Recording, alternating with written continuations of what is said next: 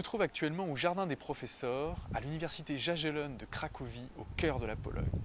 Cette université fut fondée au XIVe siècle par le roi Casimir et elle accueillit des chercheurs, des penseurs les plus éminents de toute l'Europe. Et elle a accueilli notamment l'un des penseurs les plus importants de toute la pensée occidentale, je veux dire Copernic. Alors Copernic, c'est l'homme de la révolution copernicienne. C'est l'homme qui a démontré deux choses. D'abord, que la Terre n'était pas le cœur, n'était pas le centre de l'univers, et ensuite, que l'univers n'était pas statique, mais qu'il était en mouvement. Ces idées révolutionnaires à l'époque lui auraient valu d'être mis à mort ou d'être condamné par l'Inquisition. Mais Copernic, conscient que ces idées allaient bouleverser l'équilibre et qu'il aurait à en souffrir, attendit le jour de sa mort pour transmettre son traité et transférer ses connaissances. Alors que nous apprend Copernic et comment peut-il inspirer notre quotidien ? Copernic, il nous apprend d'abord que nous avons des croyances et que ce que nous prenons pour une vérité à une époque donnée peut être faux à une autre époque.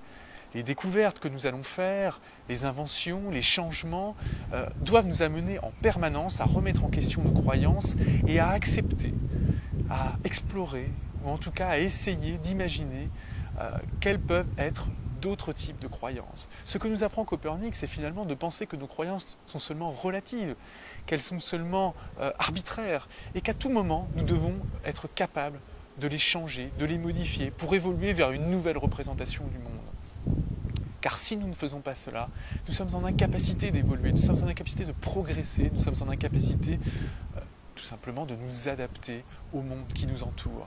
Donc pensez, soyez conscients que chaque chose que vous croyez, que chaque chose que vous prenez comme une vérité, et plus vous croyez que c'est vrai d'ailleurs, plus vous devez être conscient qu'il s'agit là en fait d'une croyance. Pensez que toutes ces choses que vous pensez ne sont qu'arbitraires, ne sont que subjectives, et que du jour au lendemain, vous devez être capable d'en changer, de les faire évoluer, car c'est le secret de la réussite, c'est le secret de l'adaptation, c'est le secret de la pensée, que d'être capable de se remettre en question et d'évoluer rapidement vers un nouvel ordre.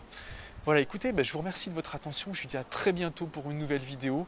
Je quitte Cracovie ce soir et donc vous aurez l'occasion de me revoir dans d'autres pays pour d'autres enseignements, d'autres leçons, d'autres éclairages que nous apportent les grands hommes de l'histoire, les grandes villes d'Europe et du monde.